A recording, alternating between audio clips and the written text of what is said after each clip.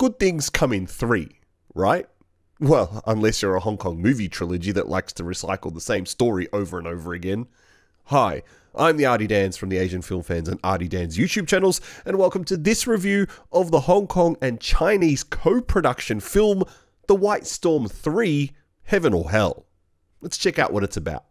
Two Hong Kong undercover policemen, Chi Yen, played by Louis Koo, and Kin Han, played by Aaron Kwok, infiltrate the cartel of drug king So Chai, played by Sean Lau. After a shootout against the police at the docks after recovering a shipment of drugs from the bottom of the harbour results in Chi Yen's cover being blown and Kin Han being seriously injured, So Chai rescues him and they escape to the Golden Triangle on the Thai-Myanmar border to lay low.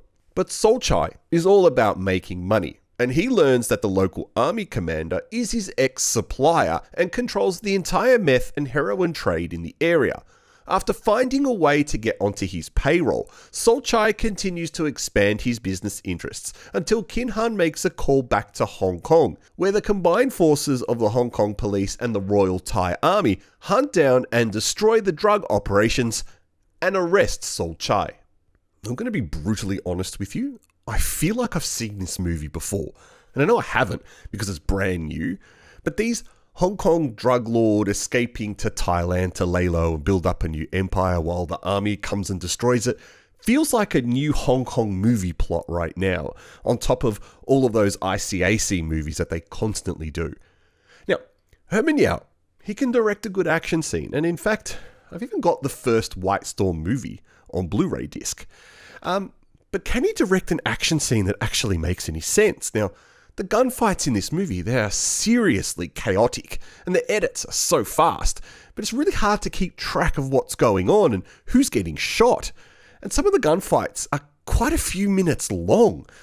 These aren't as exciting as you think they are. In fact, fatigue kicks in pretty quickly sometimes. Louis Koo and Herman Yau have featured in all of the White Storm movies so far.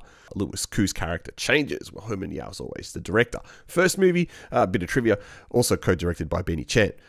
Sean Lau plays a very good, if over-the-top bad guy, is back for his second White Storm film. He was in the first one, while this is Aaron Kwok's first film in the White Storm trilogy. Now, hopefully that's not confusing enough for you. But an issue with Aaron Kwok. But could Aaron Kwok be too cool for these kind of movies? I mean, I don't buy him as an undercover cop.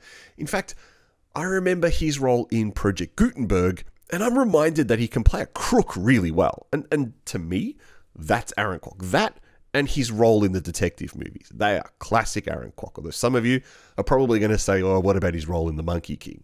Well, I don't consider Aaron Kwok the Monkey King. But Louis Koo, pick another role, please. Your filmography is just padded with movies that are exactly the same, exactly like this. And the problem is, I'm struggling to remember what any of them about. I mean, I've got, like I said, I've got White Storm Part 1 sitting right here. I cannot remember for the life of me what it's about. And I'm remembering back to Chasing the Dragon 2. These movies all feel exactly the same.